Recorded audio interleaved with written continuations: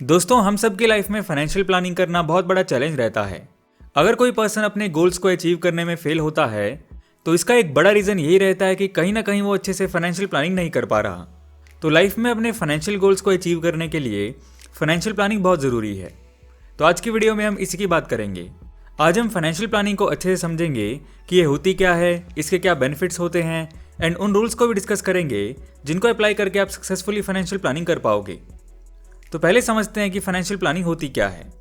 Financial planning एक process है जिसमें आप अपनी इनकम, एक्सपेंसेस एंड इन्वेस्टमेंट को इस तरह कंट्रोल करते हैं जिससे कि आप अपने पैसे को मैनेज कर सकें ताकि आपको अपने फाइनेंशियल गोल्स को अचीव करने में कोई प्रॉब्लम ना हो।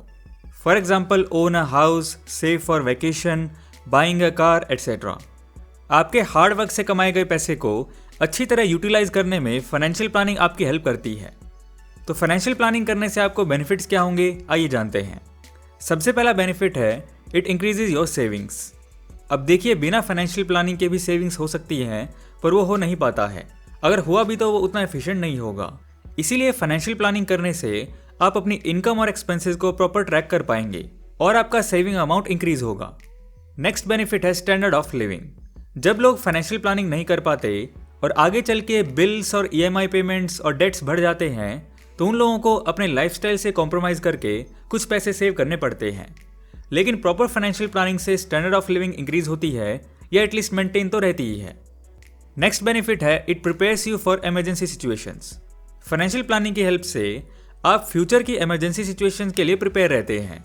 आपके पास ऐसी सिचुएशन के लिए पहले से ही प्लानिंग होती है जिसमें आप एक इमरजेंसी फंड क्रिएट करके रख लेते हैं जो उस टाइम काम आता है।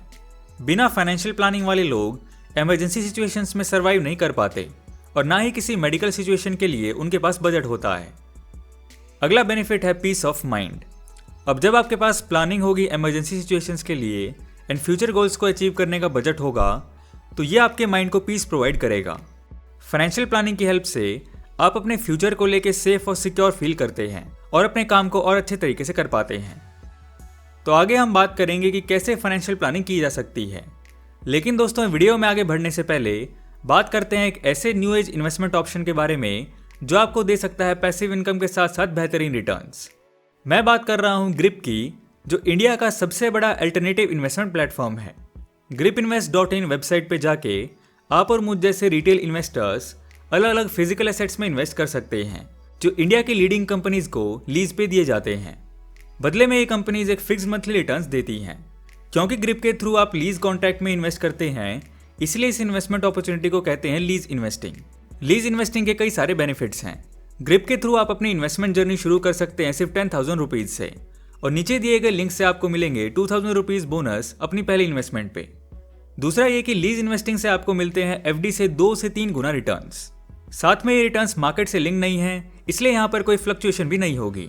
इन्वेस्टमेंट के टाइम पे आपको पता होता है कि आपको कब और कितने रिटर्न्स मिलेंगे। लीज इन्वेस्टिंग आपको अपॉर्चुनिटी देती है अपने इन्वेस्टमेंट पोर्टफोलियो को डाइवर्सिफाई करने की और साथ में एक पैसिव इनकम क्रिएट करने की। लीजिंग के प्रोसेस में काफी वेरिएबल्स होते हैं, लेकिन ग्रिप इन्वेस्टर्स के लिए पूरी end to end journey manage करता है। अब बात आती है कि ग्रिप सेफ है या नहीं।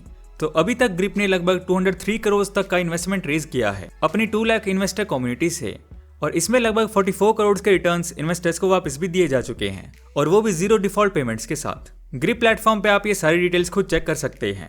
बहुत सारे डिस्ट्रप्टिव बिजनेसेस जैसे Udaan, Stanza Living, Zypp, Bounce, फैबली एटसेट्रा जैसी जानी मानी कंपनीज ग्रिप के प्लेटफॉर्म से पैसा रेज कर चुकी हैं। तो अगर आप ग्रिप के साथ इन्वेस्ट करना चाहते हैं तो लिंक आपको डिस्क्रिप्शन में मिल जाएगा। तो आइए अब बात करते हैं उन 5 गोल्डन रूल्स की जिनको फॉलो करके आप फाइनेंशियल प्लानिंग कर सकते हैं। तो पहला रूल है save your money. Financial planning में सबसे पहले आपको सेविंग करना स्टार्ट करना होगा, क्योंकि फाइनेंशियल प्लानिंग का मतलब है पैसे को मैनेज करना, और पैसा मैनेज करने के लिए पैसे तो होने ही चाहिए ना, यानी सेविंग्स। क्योंकि आपकी कुछ सेविंग्स ही नहीं होंगी तो आप मैनेज क्या करेंगे। अब आप बोलेंगे इसमें नया क्या है, ये तो सभी करते हैं। लेकिन नहीं, बहुत से लोग जितना अर्न कर रहे हैं वो पूरा अपनी डेली लाइफ पे स्पेंड कर देते हैं। अगर आप भी ऐसा करते हैं तो फिर आप बहुत बड़ा रिस्क ले रहे हैं अपने फ्यूचर के साथ। इसलिए आप सेविंग करना स्टार्ट कीजिए। आप अपनी इनकम का एटलीस्ट 10% तो जरूर सेव कीजिए, और इसमें कोई रॉकेट साइंस नहीं है। देखिए, पैसे हमारे पास रहेंगे तो हमेशा खर्च हो ही जाते हैं, इसलिए आप अपनी इनकम का कुछ परसेंटेज अलग कर दीजिए और उस पैसे को कहीं FDs या किसी भी और फॉर्म में कहीं डिपॉजिट कर दीजिए जहां वो अलग से सेव रहे। ये सेविंग्स इमरजेंसी सिचुएशन में आपकी हेल्प भी करेंगी और आपके फ्यूचर गोल्स को अचीव करने में भी आपके काम आएंगी। नेक्स्ट रूल है रेगुलेट योर एक्सपेंसेस। देखिए होता क्या है, अगर आपने अर्न करना स्टार्ट किया है तो आपने नोटिस किया होगा कि मंथ के स्टार्टिंग में जब आप प्लान करते हैं तो सब कुछ सही लगता है, इनकम सफिशिएंट लगती है पूरे मंथ के लिए। लेकिन मंथ एंड के आते आते पैसों की शॉर्टेज हो ही जाती है। इसलिए आपको अपना बजट अच्छे से प्रिपेयर करना होगा, जिसमें आपको लिखना होगा कि आप अपनी इनकम को कहाँ कहाँ स्पेंड करते हैं। उन एक्सपेंसेस को डिफरेंट कैटेगरीज में डिवाइड करना होगा, जैसे कि urgent, non urgent, avoidable expenses, non avoidable expenses, necessities and luxury expenses etcetera. और इस बजट में आपको अपने एक्सपेंसेस को कंट्रोल करना होगा। अननेसेसरी एक्सपेंसेस से आपको बचना चाहिए। वैसे नॉर्मली आप और हम कोई बहुत अननेसेसरी पैसे नहीं उड़ाते हैं, लेकिन इसके बाद भी कुछ एक्सपेंसेस ऐसे होते हैं जो अननेसेसरी तो नहीं पर ज़रूरी भी नहीं होते हैं, यानी जो आपकी प्रायोरिटी लिस्ट में नहीं है फिर भी आप उस जगह स्पेंड कर रहे हैं। ऐसे एक्सपेंसेस को थोड़ा रिड्यूस कर सकते हैं एंड ऐसे एक्सपेंसेस को अवॉइड किया जा सकता है। आप जब इस रूल को प्रैक्टिकली फॉलो करेंगे तो आप नोटिस करेंगे कि आप पहले से ज़्यादा सेविंग कर पा रहे हैं। फाइनेंशियल प्लानिंग का नेक्स्ट रूल है इन्वेस्ट योर मनी। सिर्फ पैसा सेव कर लेना काफ़ी नहीं, आपको उन पैसों को इन्वेस्ट करना होगा जहां वो पैसे आपको प्रॉफिट दे सके। ये इन्वेस्टमेंट लॉन्ग टर्म यानी अगले 10 से 15 सालों के लिए करने होंगे, ताकि फ्यूचर में आपकी सेविंग्स और बड़ी हो सके। आपको बेसिक इन्वेस्टिंग की थोड़ी बहुत नॉलेज तो गेन करनी ही होगी, क्योंकि उसके बिना आप अपने पैसे को ग्रो नहीं कर पाएंगे।